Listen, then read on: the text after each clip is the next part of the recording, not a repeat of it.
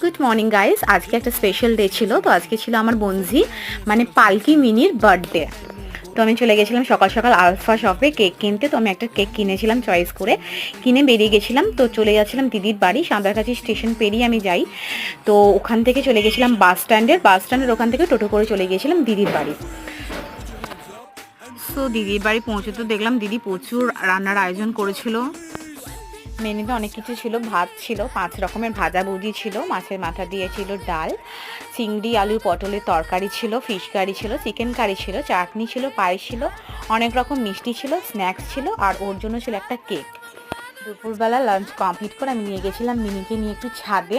তারপর রাতের জন্য কেক কাটা ডেকোরেশন করছিলাম। অনেক বেলুন ছিল, যেগুলো ফাটিয়ে দিয়েছিল। তো তারপর খুব দুষ্টুমি করেছিল, নিজে নিজে কেক কেটে কেটে আমার মাকে খাইয়ে দিচ্ছিল। তো তারপর নিজের মাকে ডাকতে দেখে কেকটা কাটলো।